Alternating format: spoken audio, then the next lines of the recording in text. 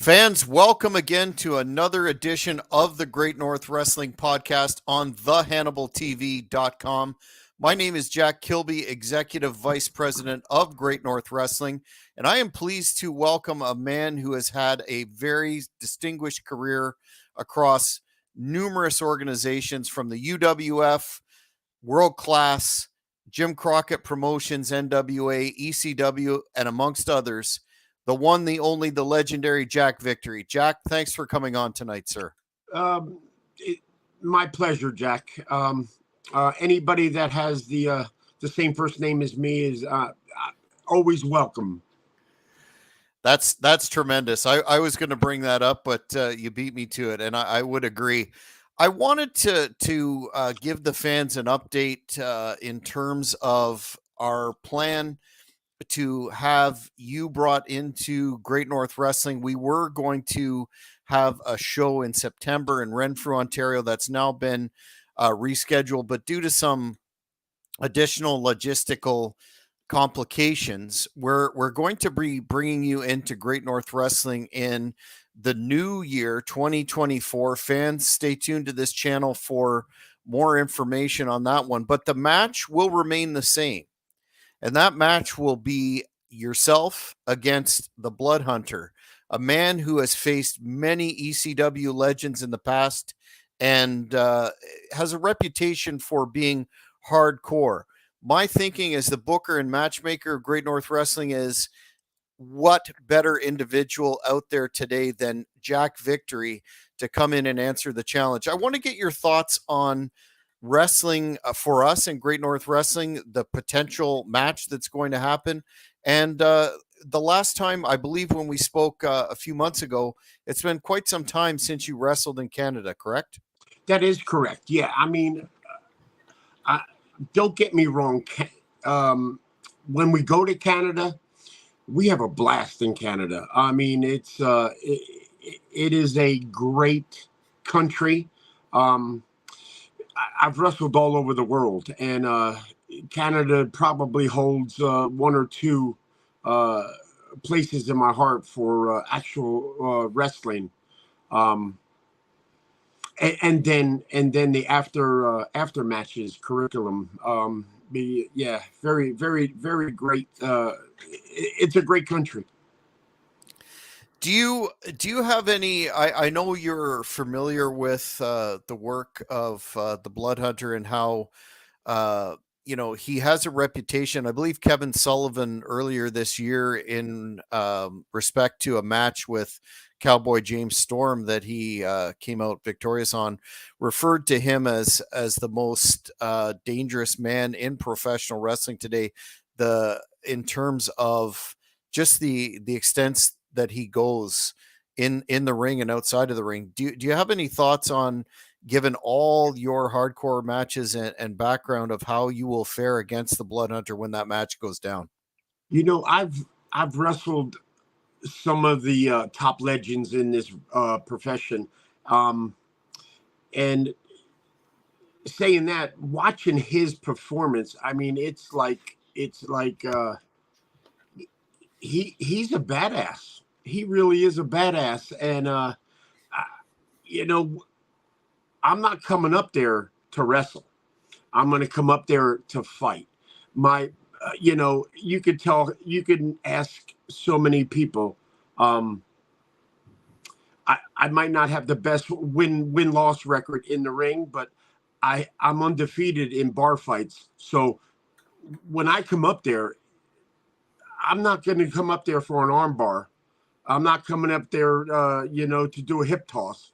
I'm coming up there for a fight. And the Bloodhounds he's going to get a fight. Well, I, for one, and I know the fans are very much looking forward to this. We are going to make this happen in 2024. So once again, stay tuned to the Hannibal TV for the updated information regarding that encounter. But before we get into some questions that fans have sent via social media, Phil is asking, do you remember sitting at the bar in Hampton Beach, New Hampshire, and a seagull bird flew in and landed on my friend, and you yelled, "Buy that man a drink," circa 98, 99? Oh, I don't remember that exact. I've been in so many bars. I mean, people don't realize that back in the day we used to do 8 shows a week. So we've been in 8 different bars a week. So that's a lot of bars to try to remember. So I don't remember that exact uh, incident, but I'm sure it happened. It sounds entirely plausible. In '84, you debuted in the UWF, the Universal Wrestling Federation, under Mr. Bill Watts. Do you have any memories in terms of that experience, and definitely any stories that you might have with respect to Bill? It was actually Mid South Sports. It Okay. was before they went to UWF. Um, I graduated high school in 1982. Started wrestling in New Jersey um, with a bunch of local bunch of local talent. Never went to wrestling school. Oh, I was self taught. Um, I, I I really clicked with a group of guys, and a lot of your fans are going to know the names when I spit them out. Ted Petty, DC Drake, Eddie Miranda. Easton, Pennsylvania is where I actually made my home for about a year. Um, Made some tapes, sent them all over the country. Back in the day, a lot of these kids nowadays, we didn't have these fancy phones. We actually had videotapes that we had to send out. Um, Sent them out all over the country. That's when territories existed in the states.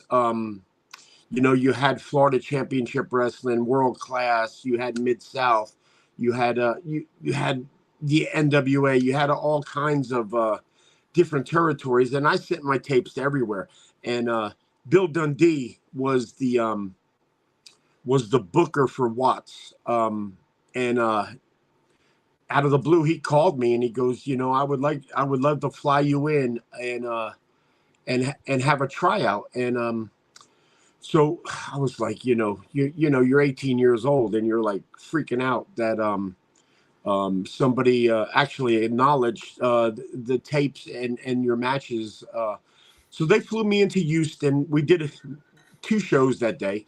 We did a Houston show, and I think it was probably around Dallas or somewhere, maybe Shreveport. Um, they flew me in. Oh God, I flew in, wrestled Sonny King. I don't know if you remember Sonny King, but Yes, I do. yeah, very, very, very great talent. First match, of course. Wrestled him both towns. They flew me home, and I go, oh God, I was so green, so green back then. But it was like a month and a half later. Bill called me back and he goes, we're gonna fly you in, and this is your starting date. And I was like crazy. Um, but I was wrestling under a different name than Jack Victory back then. And Bill goes, I have to change your name, and this is your name. And boom, he gave me Jack Victory, and it's stuck ever since. And that's why we're talking right now. Yeah, absolutely, and what a mind he was, and still is. A fan is asking, did you ever work on AWA shows? I guess ever. No, unfortunately, when when you're in the business and you're making money in the business, you try to stay in the business. You know what I'm saying? So I was doing great in Mid South, and I was doing great in World Class. Eventually, I went to the NWA and did really well there. I, I was born and raised watching Florida Championship Wrestling, and my goal was to get there, but never did.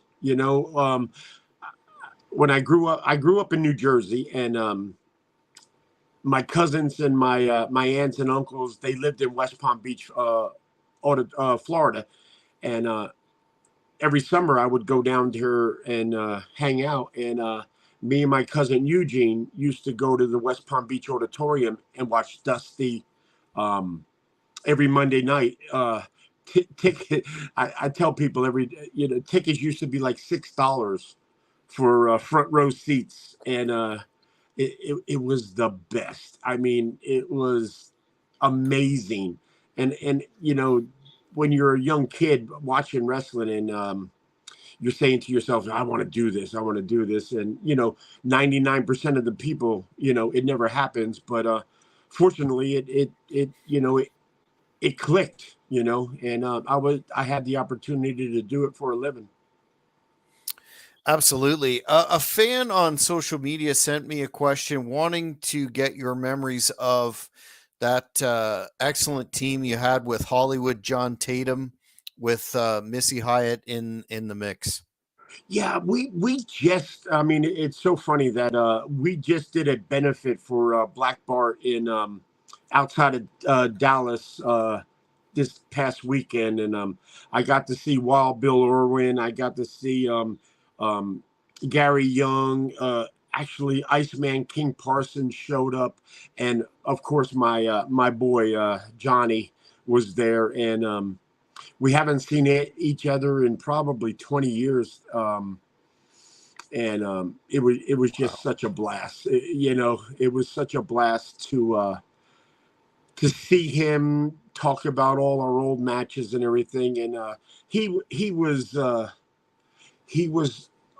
a hard person to to get along with, but what a great partner.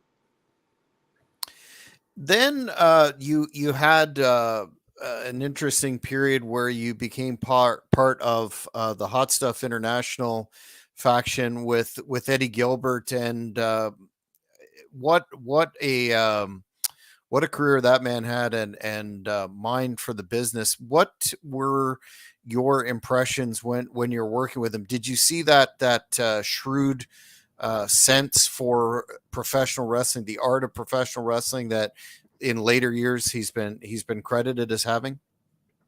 You when you're in this business and you worship this business and you take this business to your heart, you see the guys that actually have a mind for this business that blows you away. I mean, the things that he would come up with, the angles, all that stuff, just unbelievable mind for this business. Did you, when you were a part of that faction, did you have any idea that for not the most lengthiest period of time, but it would become something that fans to this day still recall quite fondly? You know, wrestling fans aren't stupid. They're not dumb. They know good talent. They know um, they know you know they know the hard workers. They know the people that give it their all. And I understand why that legacy is always, somebody always comes up to me at these wrestling conventions and goes, "Oh, I remember back then when you were with Hot Stuff and blah blah blah," because it clicks in their head that um, it was good. It was good stuff back then. Yeah, for sure, and that's why we're talking about it all these years later.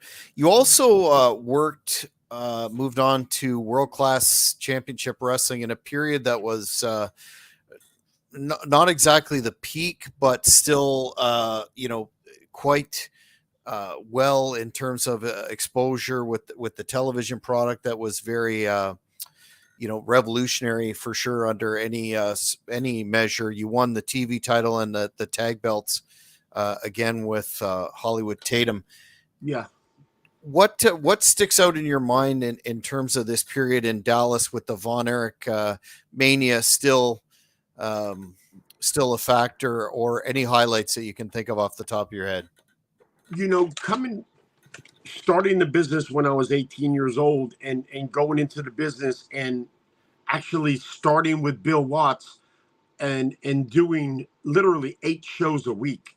Um, and then going to world class, it was almost like a day off. It was they did 5 shows a week. You know, Mondays was in Fort Worth, and then Fridays were in Dallas at the Sportatorium, which was freaking amazing. Um, and then we did a bunch of different spot shows all the way around, and the Von Erichs were like God walking on water in Texas. I mean, if one of the boys was on the show, it was a sellout. No questions asked, sellout.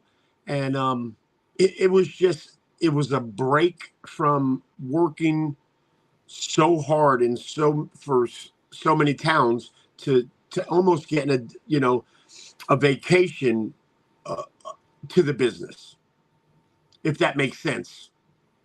Yeah, absolutely.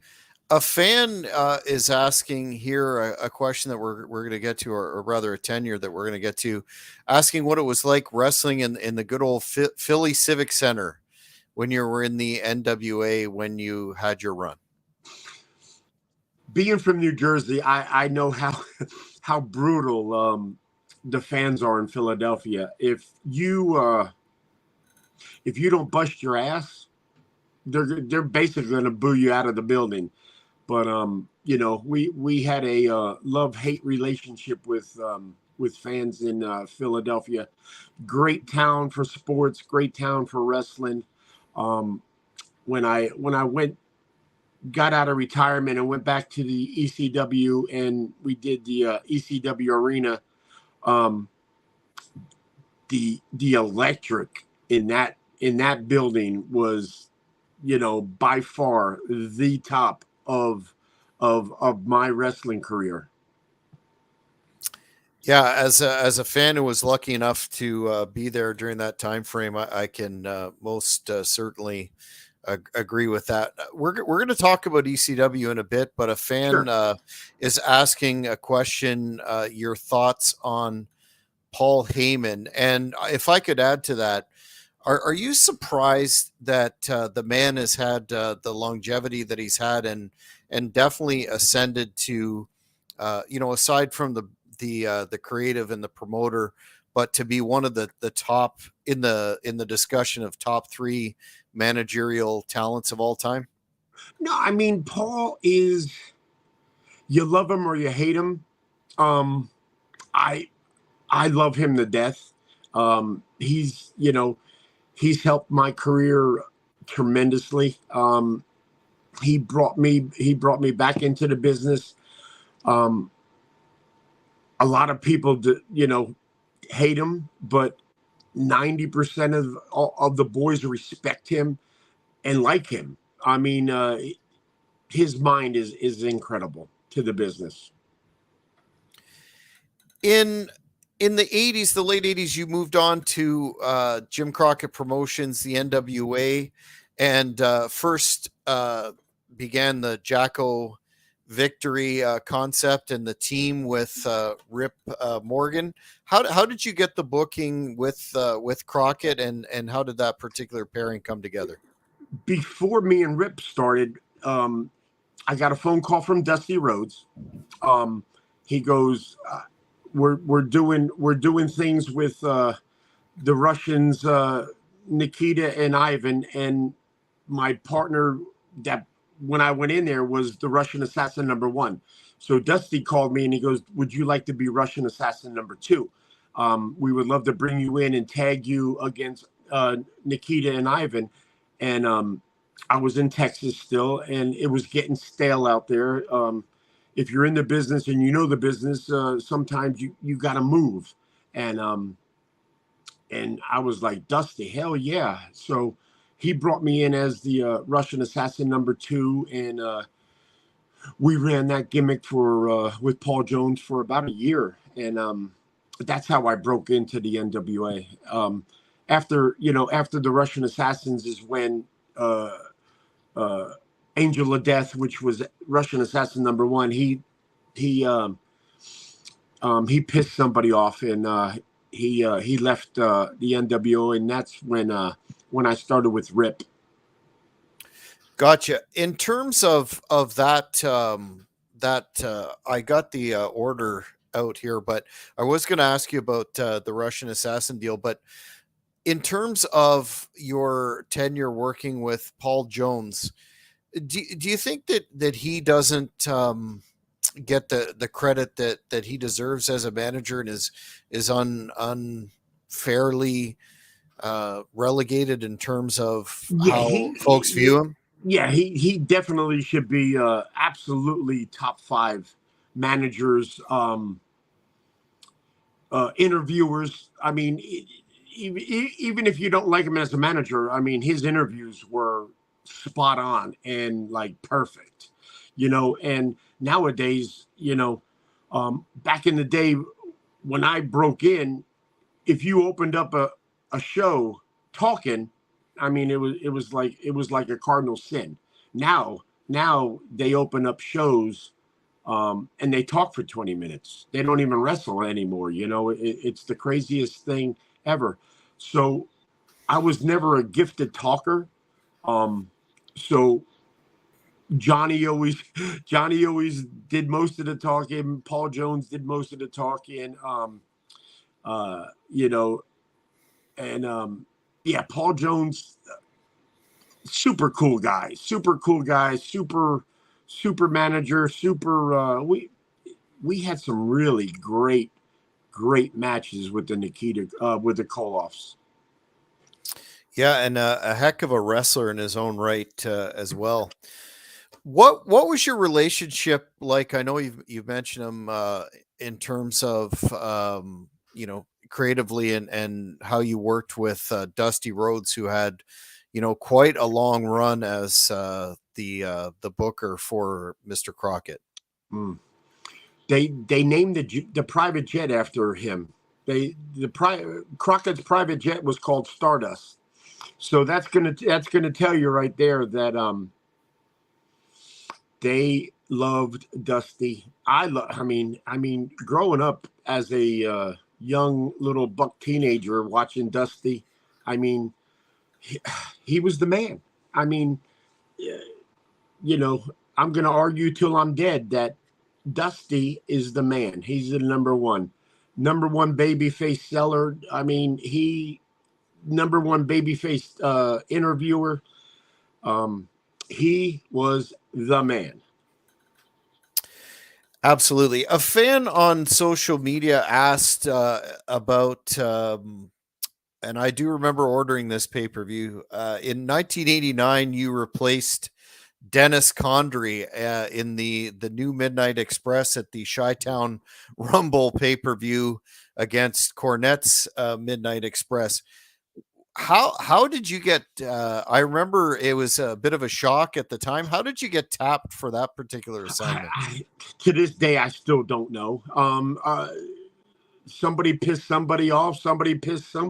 And it dropped in my lap. A lot of people don't realize that I wrestled twice on that pay-per-view, which it was unheard of back in the day. But I think I wrestled Michael Hayes as the Russian Assassin, and they go, pop the hood off. You're going to wrestle with the Midnight Express because we had a shakeup. And I was like, oh, okay. And that actually was my biggest payoff ever. No way. In the wrestling business. Yeah. Wow. Cool. In terms of your relationship, or perhaps maybe that's too strong a term, but your involvement with Mr. Cornette, I know he's spoken highly of you on his podcast. Did you have any thoughts on his promo ability versus Mr. Heyman's and that whole angle, or did this just kind of blindside you at the time? Jimmy, I mean, he's in my top 10 of him and Heyman are like neck and neck with brains to this business. When I broke in young, they were full blown into a feud with the Rock and Roll Express, and they were doing the cake gimmick. And back in the day when Watts did TV, it was in Shreveport. It was like incredible. And I'm not gonna lie, I was a mark before I was basically a wrestler. And Jimmy, mad respect to him. Um, Great guy. Betrayed by Sins is asking if you ever got paid for the ECW video game in the early 2000s. No. No. No, Simple. we got a free game. Somehow that doesn't fit the royalty spectrum, one would think. No, we got a free cheat thing, and I still have it. It's somewhere in my wrestling convention collection, but no, never we never got royalties. We'll go down and talk again about ECW some more. But did you have given your tenure in the company there at that time frame? Did you have some of the pay issues that the other workers did? It was well, when I broke my knee, I went behind the scenes and started doing booking. Not what Paul does booking wise, not booking shows or anything, but doing promotional work, flying to cities, getting shows set up and all that stuff. So I never really had a problem with my pay, because I basically lived on the road with Sign Guy, with Sign Guy, and we did promotions for ECW. A fan asked kind of an interesting question about your involvement in the royal family stable with Lord Littlebrook, and asked specifically about memories of working Masa Saito and Muda in the 1990 Starcade tag tournament, Pat O'Connor tournament. Yeah, I mean that was our beginning of our fall. Rip was Butch Miller's nephew from the Bushwhackers. That's how we actually got together, is because me and with Luke and Butch, when I was their flag bearer back in the day, we always stayed tight. And Rip was awesome tag partner. But he was also a citizen of New Zealand, so he really missed being home, and they really never gave us that push to keep him here. You know what I'm saying? It was always booker after booker after booker after booker at the NWA. The NWA, when they sold out to TBS, it was a effing mess. There was bookers after bookers and people just going this way and going that way. It was a disaster. And Rip comes up to me one day and he goes, "Me and Janine, we're gonna go back home, dude. we're getting out of the business. It's just a mess."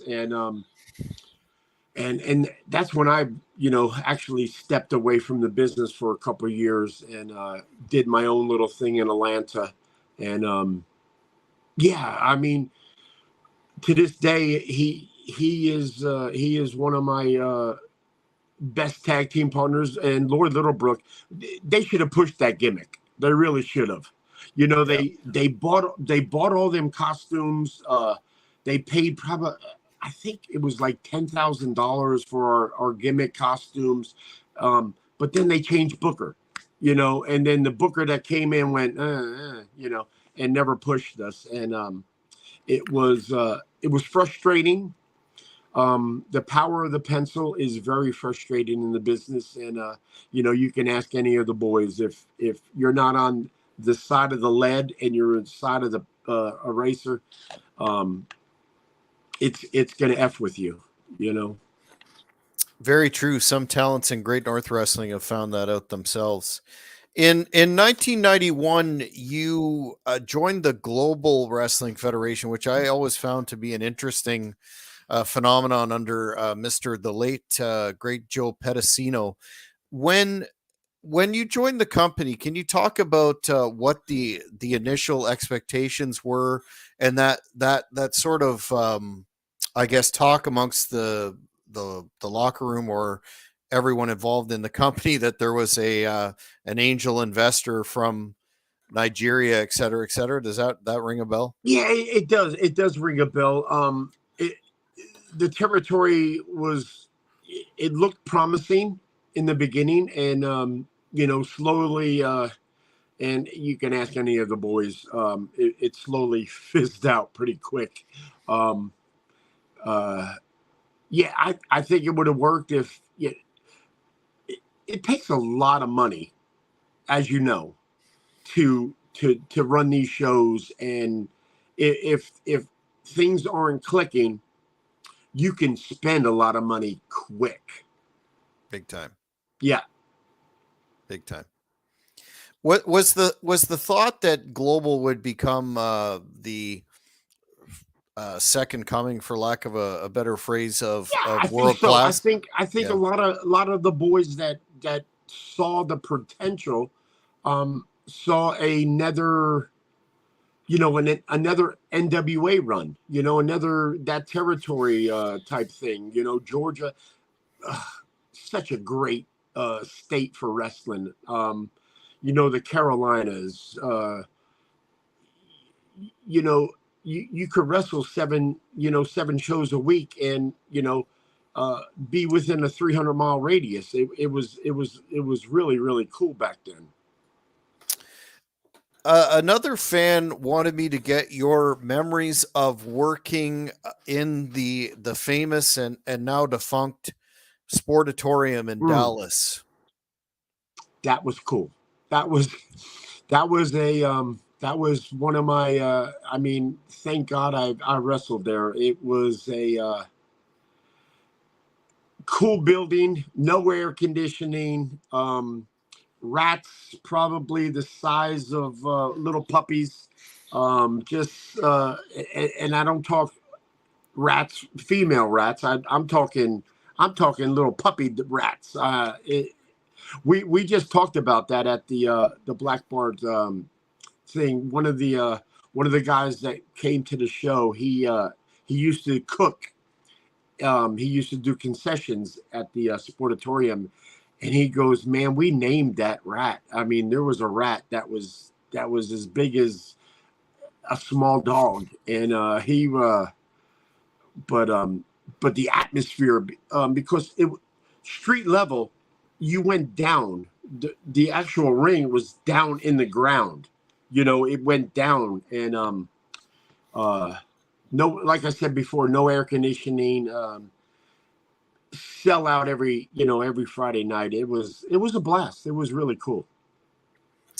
Yeah, I find a lot of the venues that especially the major companies run are way too sanitized today, and don't have that flavor for sure that made the business enjoyable back in the Yeah, day. yeah, absolutely. In '92, you and Mr. Morgan worked a dark WWF Superstars shot. We did. Was there Yeah, we did.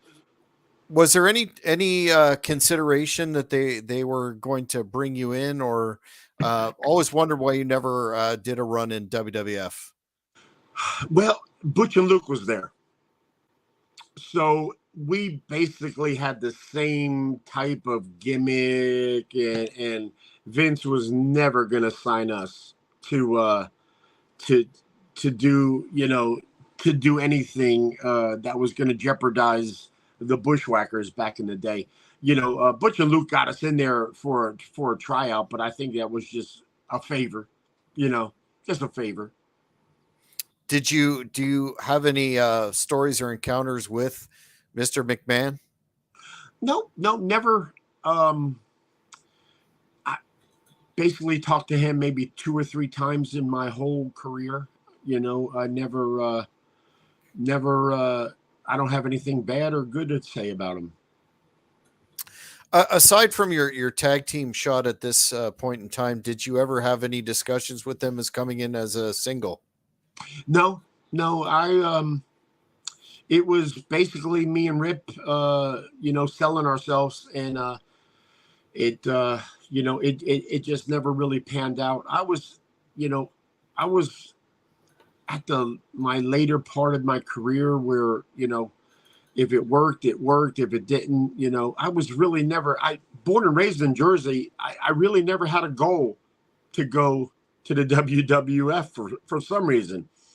I always liked, you know, Florida Championship Wrestling, the wrestling down in the South, and all that stuff. So, fair enough. That same year, you were brought into Smoky Mountain and participated in the tourney to crown their first ever champions. What was that territory like coming into in its embryonic stage? yeah, I mean, it it didn't last long. I mean, we went in and did our job and put people over and helped them kick it off. They lasted a pretty long time. Um, was just really never really wanted to move to that area and do it full time. It was always, you want to fly me in, I'll fly in, and you know do somebody a favor and fly back out. Then in '98, you came into ECW and were involved in a storyline as a henchman to take care of New Jack. How did that come about? And do you have memories of working with the late great Jerome Young? I was managing nightclubs in Atlanta. I got out of the business, got bad taste in my mouth. Like I said before, um, it you only go as far as that pencil. If you're good with the booker, you're going to be pushed to the earth. To the moon and all that stuff. Um, so when Rip walked away from the business, I stepped back and being a person that went into a lot of bars during my wrestling, I met a lot of interesting people and owners and stuff like that. And I uh, I went to one of the owners and I said, "Listen, I'm thinking about stepping away from the business. Can you can I have a job?" And he basically goes, "Oh yeah, you can manage the place." And I was like, "Oh, okay." So that was my run in managing nightclubs and stuff like that. And they did a pay-per-view in Marietta, Georgia, and I go, I'm gonna go see Paulie because I really love Paulie. And I went to Paulie and Tommy Dreamer. Never met the guy, but just an absolute awesome person. And he goes, you ever want to come back? You ever think about coming back? And I go, I think about it every day. I mean, the business, until I die, I'm going to be thinking about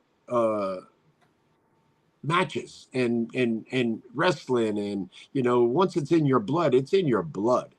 And I go, what are you thinking? He goes, well, we want you to come in and do this angle with New Jack. And I was like, okay. Packed my bags, moved back to New Jersey, which they were based out of. Basically most 90% of the matches were up in the Northeast. Still had family up in New Jersey, and I packed my bags in Atlanta and took off and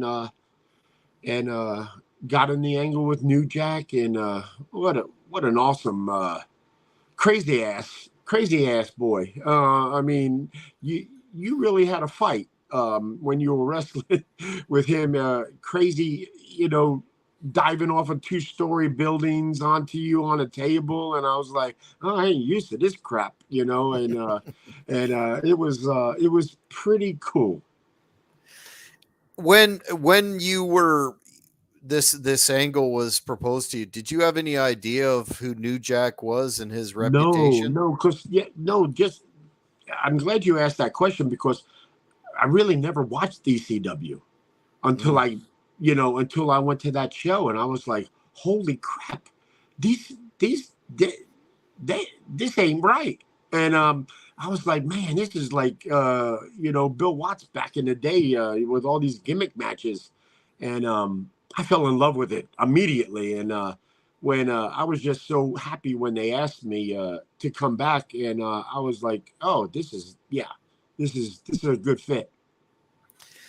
Speaking of a fit, much has been made of the famous ECW locker room, and I always, when I have the opportunity to interview an original such as yourself, I ask, what was your experience like in that environment, and was it as crazy for you as some have reported? Well, what did they report? Because it's probably all true. There was a lot of drinking, a lot of extracurricular, stuff happening behind the scenes. It was not a traditional Bill Watts locker room. That's for damn sure. Hmm. Um, we had a lot of bar fights. I mean, we had a blast. It was really cool. Yeah, that seems to be the consensus, and which is, I think, a lot of the reason why, or one of the major reasons why, the fans to this day, myself included, look back on that as a really golden time in the business. Now, in terms of your relationship with Paul Heyman, you had contact with him in the NWA. What was that like during this period? Was he under the visible stress that most have talked about in this period when ECW was, it had to expand the TV deal with TNN and all those financial pressures that we know about?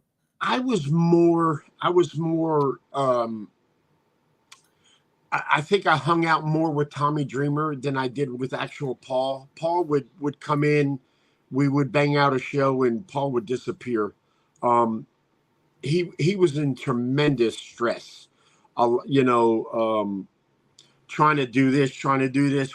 I mean, we were we were selling out buildings, but also the buildings when we went there and sold them out and did a show. A lot of these buildings, you know, did, didn't like what they saw. So Mm.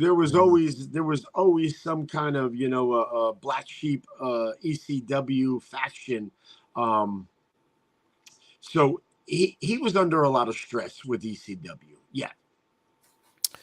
So you had an incident where you broke your leg during a tag match, and Yeah. then came, while you were convalescing or whatnot and healing, came back on air as the manager of Steve Carino, and you were part of that very memorable angle with the network.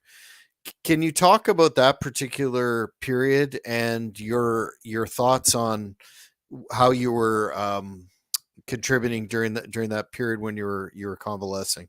Yeah. When I was, I think I was 19 years old, and I was wrestling Terry Taylor in New Orleans, and for some reason, somebody that that voodoo stuff down there, I think is true, because I was wrestling Terry Taylor when I was 19, and back in the day, Watts had a metal railing around the ring. So we were wrestling on the outside of the ring, and Terry grabbed me and threw my head to the railing, and a mark kicked the railing, and the railing moved. So my head was supposed to hit the railing, but they kicked the railing, and I blew out seven of my front teeth. I mean, my front teeth just exploded. I mean, lost 7 teeth at 19 years old in New Orleans, and then years later, I broke my knee in New Orleans in a pay-per-view. I think I was wrestling Jake the Snake and Tommy Dreamer, and that happened like 57 seconds into the damn match. We started hot and heavy, and Tommy threw me over the ring, and I landed wrong, and pow, I blew my knee out, and yeah, not fun, not a good time. Um, Jason Knight rolled in and finished the match for me. I mean, he was right there to help things out. But yeah, New Orleans, I'm cursed down there. Yeah, sounds like it. One one of the issues of contention for historians looking at the original ECW is that deal with TNN, the Nashville network. When this was coming to fruition, uh, were there high hopes in the locker room that this was going to, along with the video game that you mentioned, and there started to be some action figures and more merchandising? Was there a positivity that No, this was going to be a good thing, and how it turned no, out? no. All the boys said it was the shits, and it turned out to be the shits. Everybody was you know, anytime you go corporate and with what we had, TNA would go, oh, you can't do this. As soon as they're saying you can't do this, you can't do that, it's like bullshit. You know what I mean? It's going to take away from what ECW was. We were basically fu, you know. Um, I understand why Paulie did it. I mean, you'd have to be a dumbass not to do it when somebody's dangling a whole bunch of money in front of you. You know, you're gonna you know go with it and hopefully yeah and do no on the back end, but it didn't work. It didn't work. Um, you know, I mean, you saw ECW from the get go, and when TNA, it all went to crap. Yeah, most definitely. In terms of the WWE ECW, were you ever contacted to be a part of that? And part B of this question that I also asked the ECW originals is what's your opinion on that? Do you think that was a blatant attempt on the part of Vince and whoever the ECW critics were to really once and for all stamp out the overwhelming love that the fan base has for that Yeah, product and still does? I think it was a I, just like what you just said. I think it was basically let's bring him in and let's squash them all, and get rid of that, that ECW mentality and all that stuff. We were never, me and Stevie was never, we were really never invited up to that little faction, um, which was cool. When it was over, it was over. No hard feelings. Were you aside from the WWE ECW, were you ever involved or contacted to be a part of the the hardcore homecoming events or the I believe it was the Shane Douglas promotion Extreme Rising, any of those reunion shows? Um, I the first couple they asked me, but I was off doing my own gimmick. Um, never really got to really gel and do that type of thing. And I think I was bitter at the time, um, and just let it go away. I don't do much to this day. Maybe 3 or 4 things a year. Not saying that I'm bitter. I love this business. Gonna excuse me, die die loving this business. Um, but but don't use the business anymore to, do anything. Absolutely can understand that. You Excuse me. wrestled CW Anderson at the last ever ECW show. Can you talk about? We've heard varying reports, including from Tommy, about the level of knowledge that folks had in terms of that being the end. And I know some have commented that the I understand Paul wasn't at that show, but the word was that he was off trying to get another deal in Hollywood with another network. What was your recollection of that situation at the time? Did you know it was the end? No, I mean, you always you always have a hope that it's never the end. And to this day, we never thought it was the end. We always thought Paul would pull something out of his hat, and we would continue. Wrestling CW to this day is one of my best friends. So he's a I don't know if you ever had him on your show. He's a great guy, and he. He's a fantastic worker. He looks better now than he did back in the day. Yeah, absolutely. We were originally going to bring him into Great North Wrestling, but he had a last minute conflict, so that's something that we're definitely going to Yeah, I look think he at. was doing a movie or something. He told me about that. Yep, that's how we're That's it. talking now is because of CW. That's right. I remember that. Tremendous. In terms of the overall picture of your career to date, what would you consider your most proud accomplishment, and do you have any regrets in terms of any of the decisions that you made along the way? You always have regrets when you're now sitting thinking about things. You always have regrets. Um, how, but I was this young kid in New Jersey, and I basically lived my dream. I basically lived my dream. Anybody that tells you, "Oh my God, I regret," it's bullshit. It is. Um, I got to wrestle in Texas Stadium. I got to wrestle in this, you know, um, Bill Watts's big shows at the Superdome and all that stuff, and Texas Stadium, and the Texas Fair, and just uh, in front of 50,000 people. I mean, they do 100,000 people now, but back in the day, we did 50,000 people. That was a pretty damn good house back in the day. So no, I have no regrets. Uh, I absolutely loved my career, loved everything I did.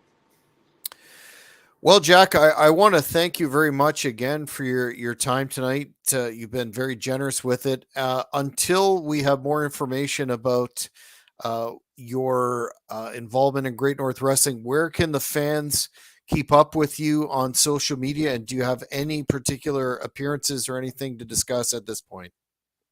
I have a couple shows coming up, but the main thing, if they want to reach out to me, my Instagram is Jack Victory 82. That's the my most that's the one I basically answer anything if somebody wants to reach out to me. And I'm looking forward to coming up to your territory and hang out in Canada. So are we. And I want to once again remind the fans, speaking of Great North Wrestling, the next Great North Wrestling event will be on Saturday, November the 4th in Renfrew, Ontario, the Renfrew Reckoning. Tickets are available at ticketweb.ca. We're having the multi-time WWE Tag Team Champion Rene Dupree from the SmackDown brand on the show. Jeremy Prophet, my man Magnum McLaren, the Canadian Heavyweight Champion, and of course, the almighty Blood Hunter. So get those tickets at ticketweb.ca. Jack, do you have any closing thoughts for your fans? No, I'm just thank you for hanging out with me for this hour, and Jack, you take care. Well, fans, that's it. Another edition of the Great North Wrestling podcast. Make sure you stay tuned to the Hannibal TV for updates with respect to Great North Wrestling events in the future, and we will see you next time. Thank you for watching the Hannibal TV. Please like this video if you enjoyed it, and click the subscribe button to not miss any of our latest shoot interviews, match videos, or news updates. Follow us on Twitter at the Hannibal TV for instant updates.